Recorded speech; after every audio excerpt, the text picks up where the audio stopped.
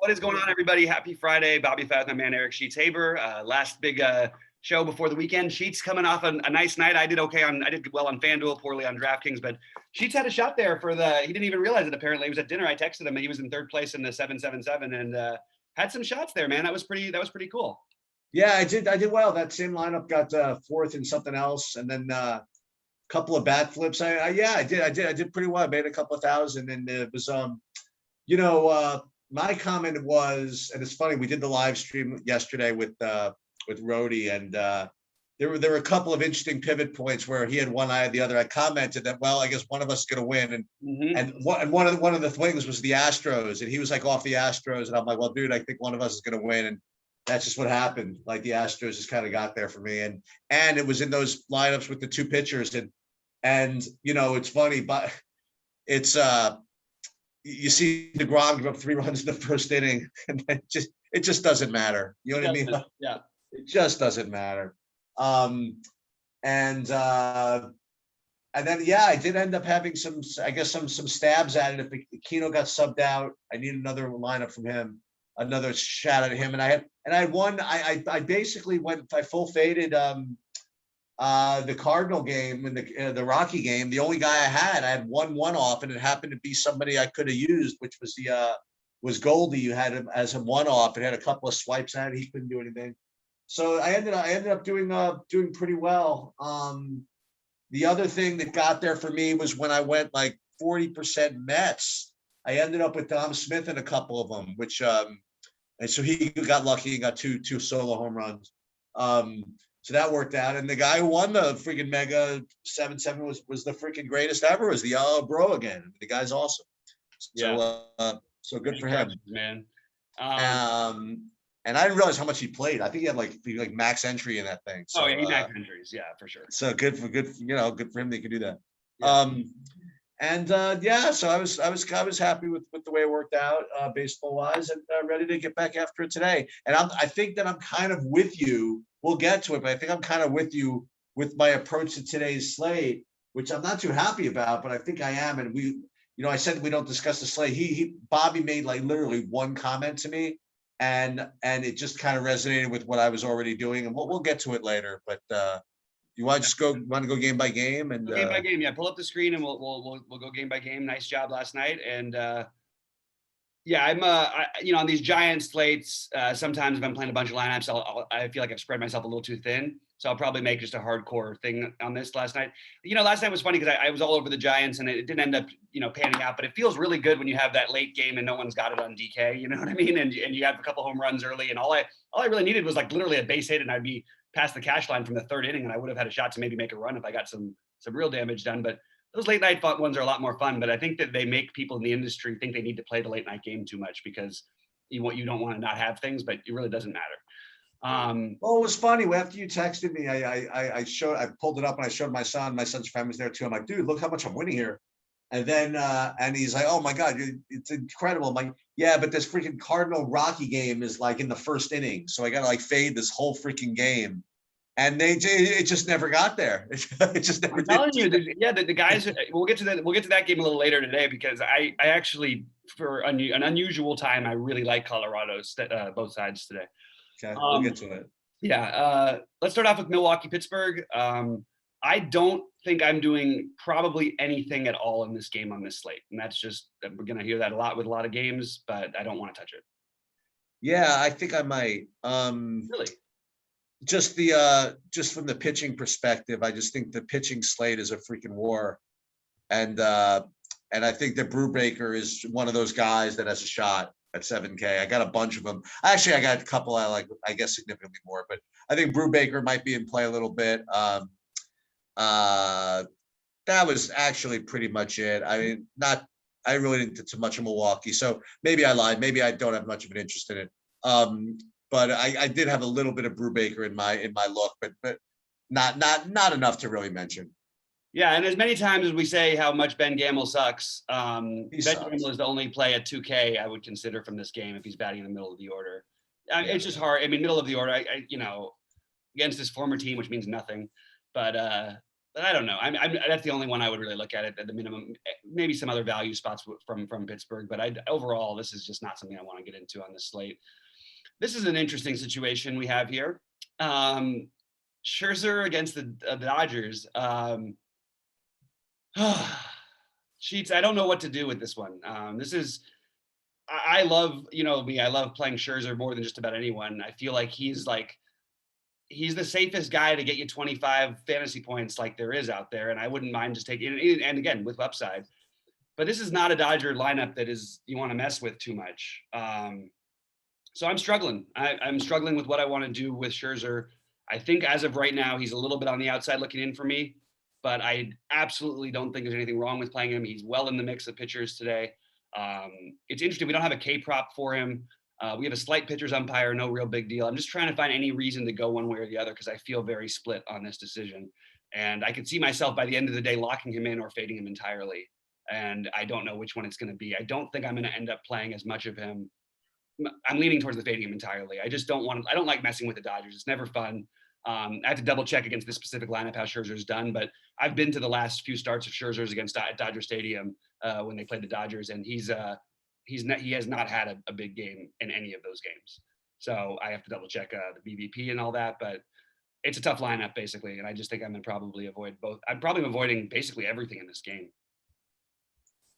Yeah, I have him as just a guy today, and it is going to depend on which way I go with my hitting, I think. But I'm kind of in the same boat as you. I'm kind of in full fade of him. I have other options that I prefer to use. I think I'm either gonna, if I'm gonna pay up, I'm probably gonna use Lance Lynn, and if not, and most likely I'm gonna be paying down anyway.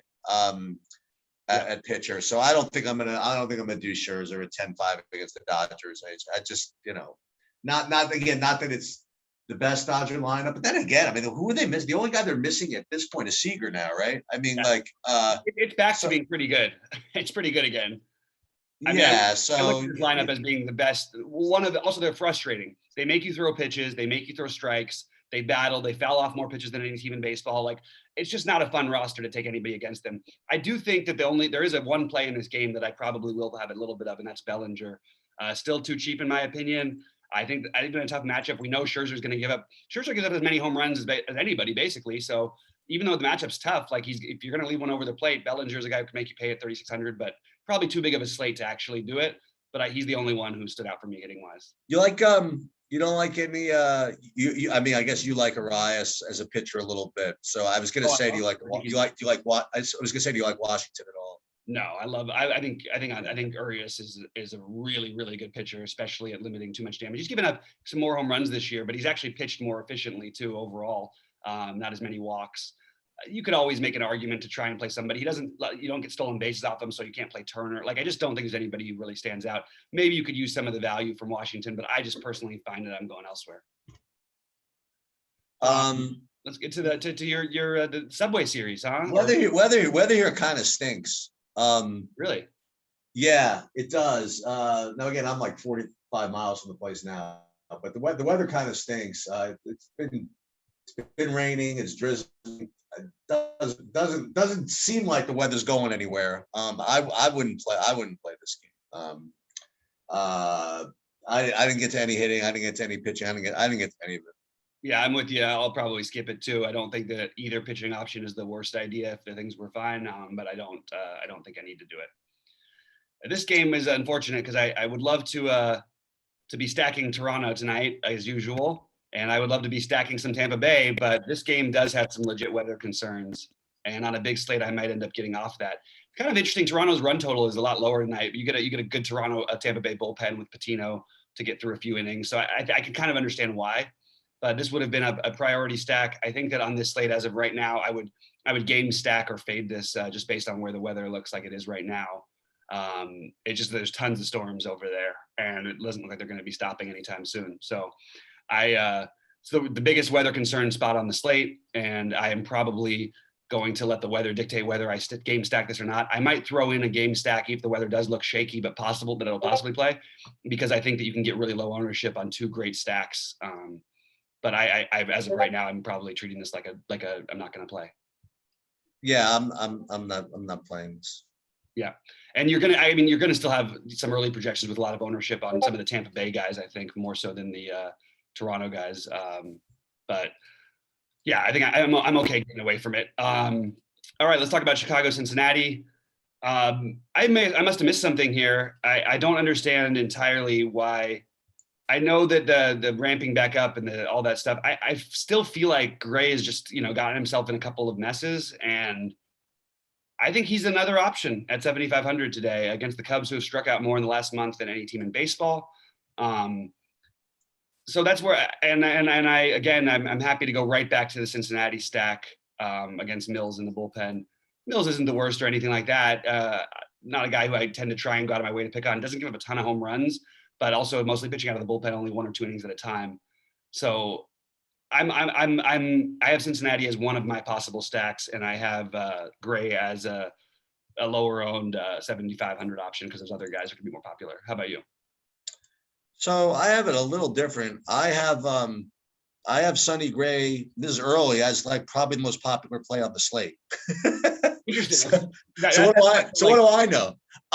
No, maybe you're right though. I mean, it's hard to gauge these things sometimes in the morning. I think people will go more Erod than they would Sonny Gray. Is my first look.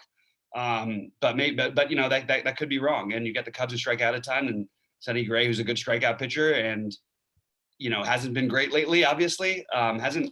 Let's see. Wait, actually, pitched. I wonder. We got to see his pitch count. I need to know his pitch count. Well, exactly. That's the variance. You know what I mean? And if he gets a pitch count, then obviously never mind. But I don't think it matters too much. Debating between the Gray and Erod, because I think those are the two main $7,400 plays anyway. You know what I mean? Right. And I have great interest in both of them. So if one's more on the other or whatever, I think they're both going to be somewhat popular.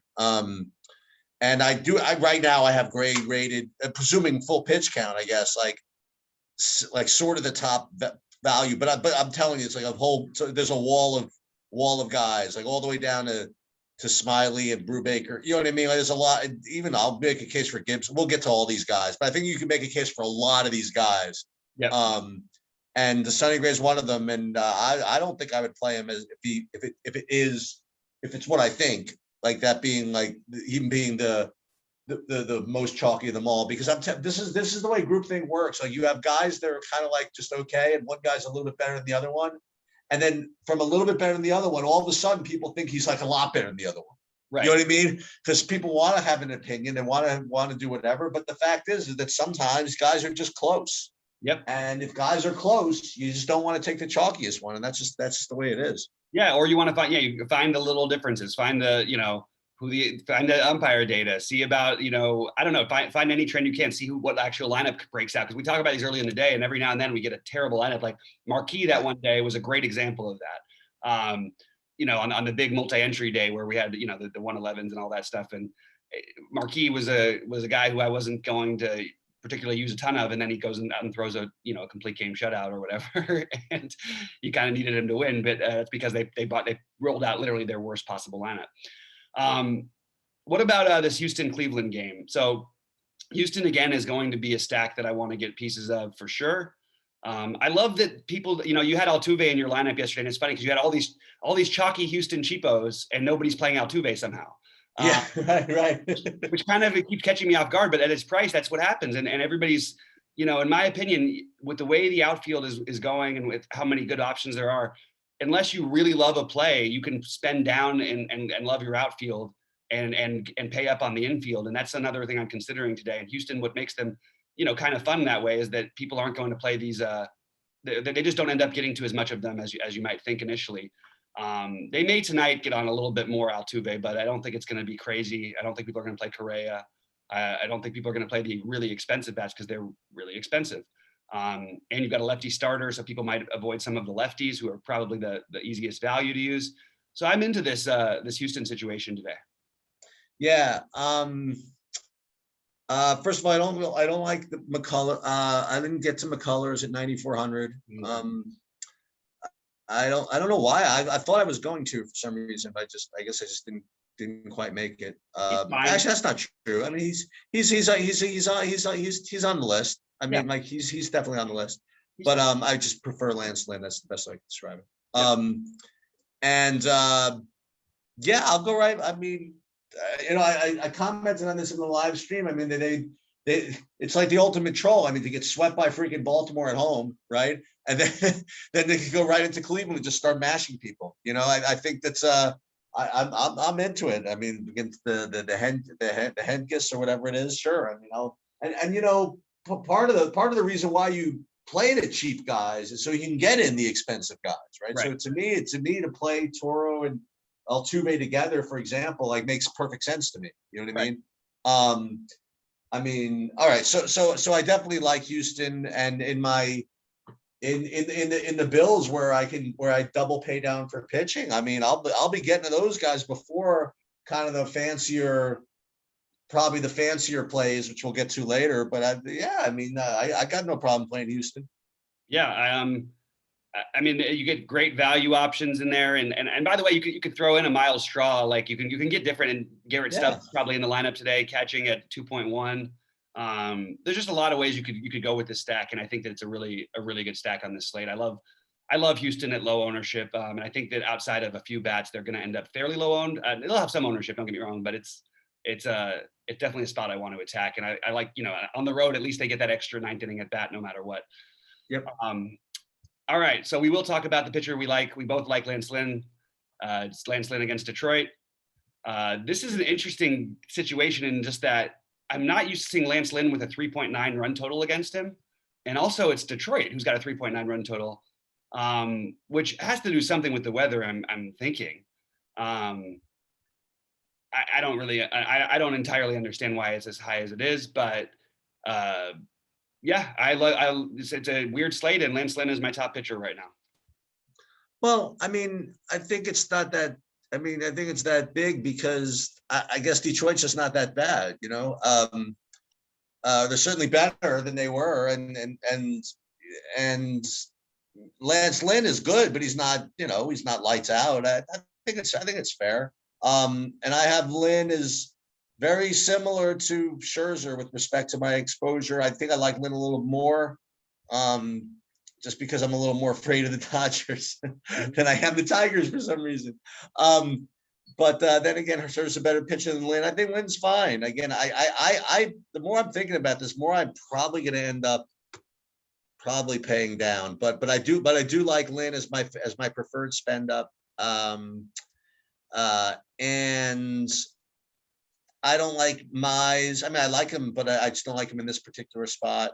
Mm-hmm. And especially not 9,000 is a little bit egregious. When I was just playing the 6,600 against Detroit, I'm not against Detroit, against Seattle, I think. So yeah. I don't feel like playing for 9K against the White Sox. And that's pretty much it. I didn't really get to either of the hitting in this game. Should we be getting to the White Sox or no? I think maybe I think that Brian Goodwin stands out as a good value play. Mize has struggled more with lefties. I think Mercedes is too cheap. We're used to playing, seeing him at 5K. So I think those guys are solid. I don't mind the White Sox here. I always like to have an excuse to play guys against Detroit because their bullpen is so garbage. That even if you do get past Mize, you've got four or five big innings ahead of you, or 4 or 5 good big chances ahead of you. They're fine for me. I think there's better stacks on the slate, but I definitely don't mind some Detroit bats, especially Goodwin and Mercedes. Miami, Atlanta.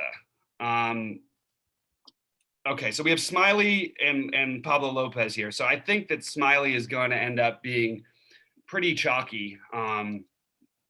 And I'm okay with that. The weird thing is that Pablo Lopez is a really, really good pitcher. I kind of feel bad. Like he has these are tough matchups that he has to face all the time. But I mean, he's put up 27 or more in three of his last 4 games. The one he didn't was against this Atlanta team where they had -2.5. So that's the argument for why no one will play him.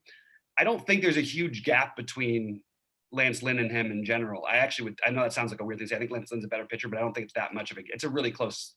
So at no ownership, if you want to get creative, maybe you can play Lopez, especially if Acuna's out again.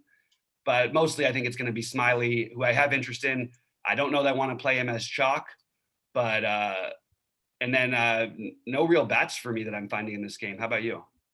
Yeah, you're not gonna play Smiley as chalk because I can't, so I'm not going to be able to give my same comment and phrase every day against not you, but same with Rhodey last night. Because if you do that, I mean, one of us is going to win. Because I think Miami's freaking insanely good play. I love it. If Smiley even is sniffing like the ownership that you're not the first person to tell me that you think the Smiley might be chalky. I don't get it. And I think that Miami, look, and again, I talked about this, and I'll keep talking about it as long as we're going to keep promoting the site. I mean, I have a couple of metrics that I'm starting to use now with respect to rating stacks, and one of them is just kind of my own proprietary number where I factor in ownership and their chance of doing stuff and all this and leverage and whatever. And Miami rates like one of my favorites. I mean, regardless of whether Smiley is chalky, and you give me Smiley as being chalky, I mean, but whatever. They're going to probably be in this shitload of lineups that I am paying up for pitching. That's like your Miami take when you see the prices on these Miami guys too. I mean, so we know Smiley had, he can go both ways. He can. We've seen good him where he can strike out, a ton of guys. He does give up a lot of hits. He's been better with the walks this year, so that makes the full stack a little bit less interesting to me. But Atlanta's bullpen has been shaky at times, and we've got Garrett Cooper at 3,200, Alfaro at 2,800 as a catcher is an excellent play. Duvall, you could play at 3,800. Jazz Chisholm is the best play on the team because, and I'm just going to double check Smiley's current numbers this year, but historically he's a guy we all knew you could run on as a lefty, and Chisholm and even the lefty spot, he hasn't given up as many stolen bases this year, but he's still giving up a few. I don't mind your Miami take at all. I think that's a really good, cheap, low-owned stack. Okay. Marte would be probably the priority, I guess, for them too, along with. Yeah, I would have Marte, Duvall, Jazz, Aguiar, and then you mentioned Cooper. I got to look at him, but I had the Rojas, who I really don't want to play. So those other guys, and Alfaro at catcher obviously is really good. Yeah, and I want to keep stressing that I'm partly when I'm looking at stacking these days, and it's something that I just started doing the last week or so that I've been really talking about, is really looking to stack the infield. Unfortunately, Miami, we don't have quite as much of that. Although you have a little, you could play the Chisholm and Alfaro and the first baseman. But I like the Duvall and Marte. But then when you look around, there's just so many good outfield plays in general that even if your stack goes, you're still going to be running into so many other good plays in the outfield. And there's just not as many good plays in the infield. And that sounds really basic, but it's the truth. All right, you ready to get to the fun one? Yeah. All right. So, we got St. Louis, Colorado here. This is not a spot where I want to fade St. Louis as much. Chichi Gonzalez is not a guy who's pitched in Coors his whole life. He's actually been better in terms of getting through innings lately. Gives up tons of home runs, gives up lots of hard contact. Doesn't walk as many guys as you'd like for a full stack, but I'm probably going to have a St. Louis player or two in most of my lineups. And the same thing on the other side, against Oviedo and the bullpen, I am more than happy to play these Rockies, who, again, in my opinion, are going to come in a little under-owned outside of Story and Daza. Daza is an awesome value anyway, but you won't get much ownership on CJ Cron. You won't get much on Tapia. You won't get hardly anything on McMahon, I don't think. And then Brendan Rodgers is the other one. Probably he'll be in there today. So I like both sides of this game quite a bit. It is a weird time where I'm always talking about trying to find ways to fade Coors, especially on big slates. So it feels weird that I really like these, but they do stand out as being significantly better than every other offense to me, with the exception of potentially Houston. And it's really affordable. I mean, it's kind of criminal what DraftKings is doing with St. Louis. And that's why I would say usually that's what you want the fades. You could see 20+% ownership on 5 guys today from St. Louis. And that just mathematically doesn't make sense in baseball to be playing those guys on these kind of giant slates. But they are so cheap that it's also hard to argue the other way that they're not the best plays. You should play probably 2 to 3 or maybe even more St. Louis players in your cash games, in my opinion. That's where I'm at in this game. I love the game. I love the game environment. Another good hitting day in Coors, and I'm going to have much more interest than I did yesterday. Yeah. So I'm going to have I'm gonna have a tough time fading this one myself. I'm gonna probably do it anyway, but to give you an example, like yesterday when we ran through this, I ran my numbers, I ran my whatever, I ran my optimals, I ran everything that I run, and then I saw that the Cardinals should probably be my most favorite stack by a tiny little bit. And the fact was they were going to be so popular that that's good enough for me to make it zero, right? Because if they were only going to be my favorite by a tiny little bit and they'd be that highly owned, then it would be zero. So today I ran everything and I literally in my first build got like 100% Cardinals, right? And then what I did was I changed kind of my sliders or whatever to like account for ownership, and I still got 100% Cardinals. So it's going to be like really, really hard for me to fade. Just because the situation is just it's just different. That's the best I can describe it. Like you said, maybe it's the pitching matchup, maybe it's whatever, but the Cardinals are a rough fade. I'm just gonna do it anyway. In some of my my smaller like sure. But it's definitely a harder sell. And I do like Colorado. I guess for me, I'm a little different than you. I have an easier time fading Colorado today. Well, that's everybody. So that's why I like them, is because that people are going to play them.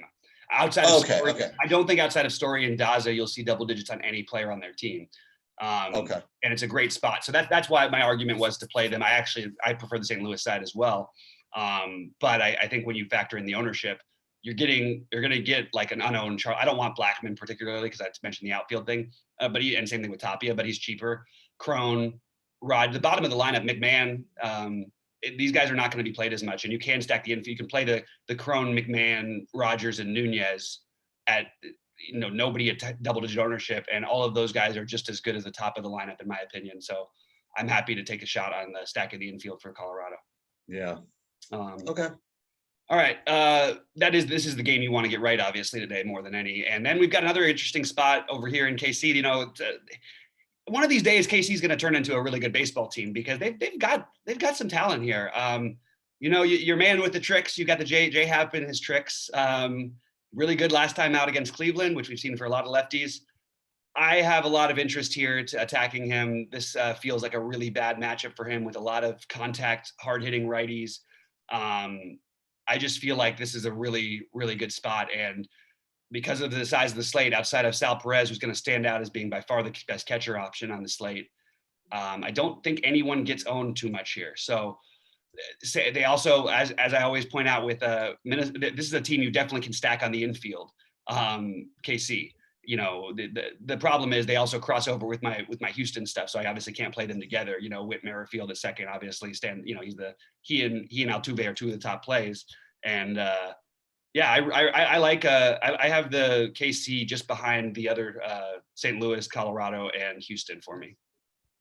Yeah, I have Kansas City is right behind St. Louis. I have Kansas City as my second favorite overall, just above Miami. And Hap might have tricks, but whatever, screw them. I like Kansas City a lot here. I don't think that's going to be particularly earth-shattering towards the end of the day. Okay. But we'll see. They're a big priority for me. I'm very curious why I'm not getting to Minnesota. When I first looked at the matchup, I'm like, okay, Minnesota is going to be, it's probably like a 10-11 run total. Minnesota's got to be responsible for 5.5 of it, right? And Minnesota's pretty good, and Singer's not that great. So I don't know. It turns out I'm not really getting to any of it. So I was just wondering if you had any insight on that. But I definitely like Kansas City, and I don't like you. I agree with you that they're not going to be owned, and I don't think. Well, they're not going to be owned, but I think they have some standout plays for me in Minnesota. Kepler and Larnach. I love both of them. I've got them both circled here on my sheet. I was going to get to them, but I sort of just skipped over it. I think you can attack Singer with the lefties. I think you're fine if somebody wants to make a stack of play Arias and Nelson Cruz or something like that. It's a little bit weaker of a lineup, it's not weaker, but Donaldson is expensive. I don't think I want to make a full stack here for Minnesota, but I definitely am going to be on board with a secondary stack and Larnach and Kepler specifically. Then we go to LA here, and it's pretty nice. I've got to see what the temperature is as the game starts, but it's pretty nice weather down here in 79 degrees tonight. That turns the Angels, which are usually in the low 60s, mid 60s sometimes, because the late games, it's going to be nice hitting weather. I think Griffin Canning is completely in play. He's another one of these 7K-ish guys, 70 whatever guys that it's in play against Baltimore, but I don't know how much I'm really going to get to it. And then you've got the Angels, and I don't know what to do with them because I think Ohtani and Rendon are just going to stand out. They're such good plays. Well, the Ohtani's weird because people are just they're playing him just every time he's out there, which makes sense.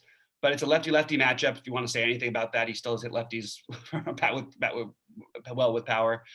But it's a strange thing because no one's going to play the other guys here. And I think guys like Gosselin are a terrific value. And you could, again, stack the infield here if you want to go that route because of Ohtani's multi-position, or you could play Gosselin at first and you have Rendon, who's one of the best plays on the slate, but I think the ownership will reflect it. And he might end up being one of the higher owned hitters on the slate. So I really do I like the Angels. I don't think I'm fully stacking them as of now, but I probably would rank them just behind I have them just behind KC for me. You like you like Baltimore at all? No. Okay. Yeah, I got both of them a little. I got both of them a little bit. I got a little Baltimore and I have a little Angels too. Depends on how many lineups I play, what I get to.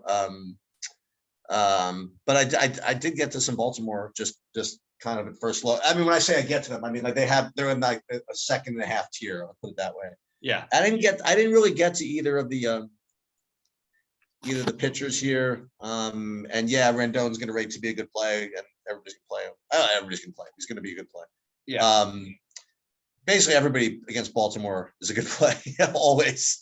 Yeah. And I don't care whether it's lefty, right? I mean, like that Ohtani's a freaking beast. You know what I mean? Like he'll hit a home run off the lefty. By the time they chase it, Aiken out, he'll hit it off the righty, whatever it is. Exactly. He'll get there. So yeah, I think that depending on the amount of lineups, what kind of fades I do.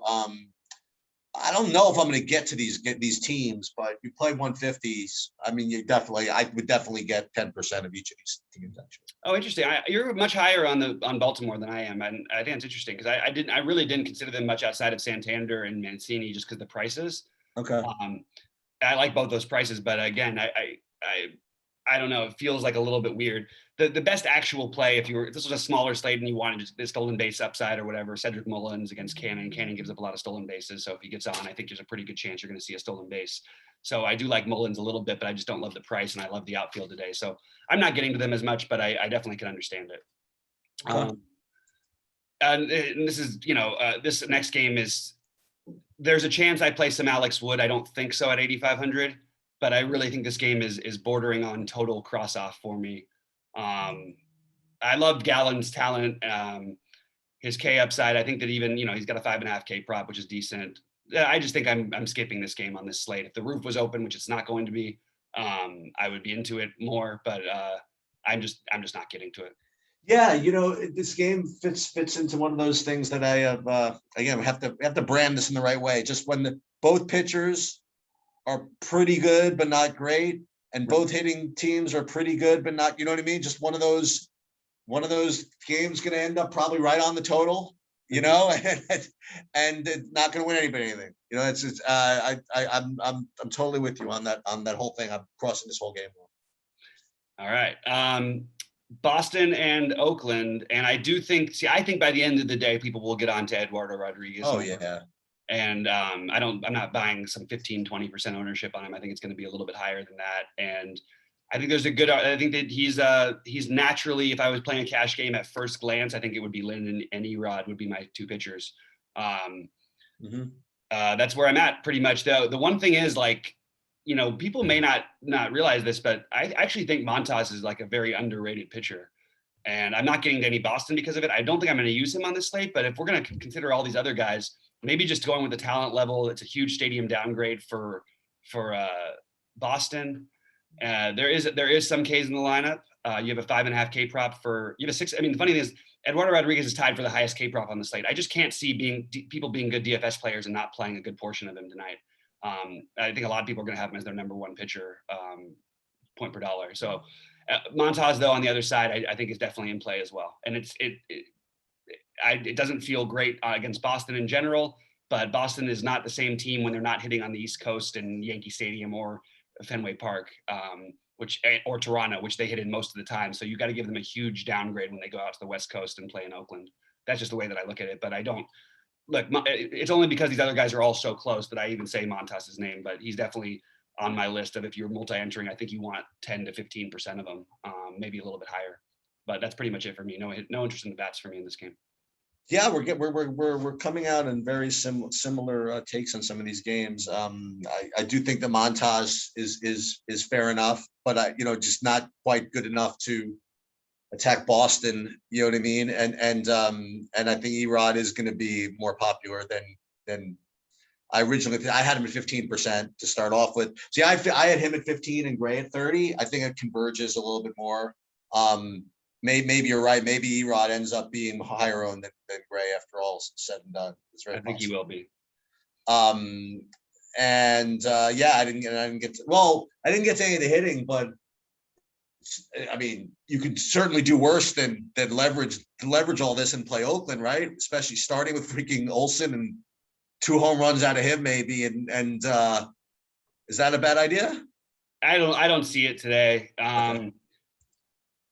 I could make, if this game was in Boston, sure, let's go. I just think that on a giant slate, taking players in Oakland. I mean, I didn't even do it the other day when they were facing Fulte, because it's just the hitting conditions are just so much worse than they are everywhere else, unless they're playing a day game in Oakland. If there was anybody I would play from the Oakland side, it would be Laureano, who's struggled since he's come back, but I believe in his talent level. And they're expensive, these Oakland bats too. So all the bats you want are expensive, but maybe a one-off with Chad Pinder would be okay. But I just don't think I need to go there. All right, Texas, Seattle. What are we doing about Logan Gilbert? Well, I don't know about you, but I'm playing him. Okay. He's my second favorite pitcher right now. To the point where I'm like, I don't want. I would encourage people to play him instead of Smiley at the same price. Okay. I mean, I don't know. That's just me. I have them ranked pretty close. Actually, I have Gilbert ranked a little higher at much lower ownership. I don't know. I'm probably gonna end up paying down at some point. So if you're gonna get Gray really popular and Erod really popular, maybe Gilbert's the idea. And I also don't have a problem with the other dude also with Gibson. So I think that both these kind of semi-crappy pitchers. Well, actually, I shouldn't say that. Gibson. Why should I say crappy about freaking either of them? Like Kyle Gibson can do stuff, and Logan Gilbert's young. Anything's possible. You know what I mean? He's on the way up. Yeah, I totally. Yeah. So I'll play these guys. Yeah, I'm starting to think about potentially, maybe you do spend just in the 7K, 6,600 to 7,800 or whatever today, 66 to 79, because I have a lot of these guys really close, and I think Gibson will be the lowest owned, which is kind of weird because he's kind of the surest thing. You know what I mean? You're going to get your, he almost always pitches past, he averages, I think 6.2 innings per start or 6.1, maybe, I'm sorry, 6.3. Yeah, I think it's 6.3 now. That's what I've got it at. That's pretty good. And you get Seattle, who gets no hit, all the time. And I think this is a spot where you could see a ceiling game out of Gibson. Never the most fun guy to roster for DFS, a better real life pitcher. But I like both these guys, leaning a little bit more towards Gibson. And maybe Gibson is actually as good a play. I don't think he's much worse than Erod. So I think we can definitely use some of them. Another guy with a 5.5K prop. Same with Gilbert, by the way. I do think the upside side of it in terms of innings and whatnot would be Gibson, but Gilbert has probably more K upside. Both have great matchups, so you could say it for either team, actually. And I actually think you could play a really long shot, low-owned Gibson on FanDuel even, just because of those quality starts that I was talking about. I can't, not to give actual lineups, but I mean, if you want to play these, even the more expensive St. Louis guys, the more expensive Colorado guys, and the more expensive Houston guys, you could just play this freaking last game as a low-owned kind of, mid, low price pitchers and play them both, and then you could not worry about ownership in any of these other games and just play these big raw points guys. I don't know. Yeah, I can get behind that. They do have some value for the hitters in this game that I wanted to mention, which is partially why we are. But David Dahl should be back. Oh my God, I totally forgot about him. 2K minimum. I don't mind that at all. I also think Bowers at 2.4. They're just really, really cheap. And another, it's really strange. Like, I understand he's struggling this year, but I'll take a 3,900 Joey Gallo shot when no one else is going to play him. Just too much power upside. And by the way, I mean, maybe the hottest hitter in baseball now that Schwarber stopped hitting. I mean, Gallo in his last, get this Sheets, in his last 5 games has hit 7 home runs. Oh my God, really? And he's homered in 5 games in a row too. So he hasn't missed a beat in any of these. And you're going to have a low-owned Joey Gallo today. Let's go ahead. We don't care the stadium where Joey Gallo hits him. He's red hot right now. 5 home run game streak. Maybe he can catch the record, which is 8. That's pretty incredible though. I mean, and even going back a little bit, he had a couple home runs before that too. Like he hit a lot of home runs at the end of last month. I'm very into Joey Gallo when he gets hot. So I don't really want to stack this against, I think the better stack would be against Gilbert because there's more combustibility. He might pitch less innings. You got a lousy bullpen behind him. I'm into sort of maybe I would do like a Texas secondary, with the Dahl, Bowers, and then Gallo. I think those are all very, very legitimate plays. Okay, so we're gonna, we're at the normal crossroads, right? Like to how much to play of Coors, and it's a harder decision for me today because I like them. You know what I mean? Right. Because I'm kind of like you on this. I mean, it's just a totally different thing than yesterday. Yesterday I've had I told you I had like 10% Senzatella. Yeah. Just that's how dissatisfied I was with playing that chalk yesterday. Today I'm just gonna have to probably eat it to some degree. Mm-hmm. And I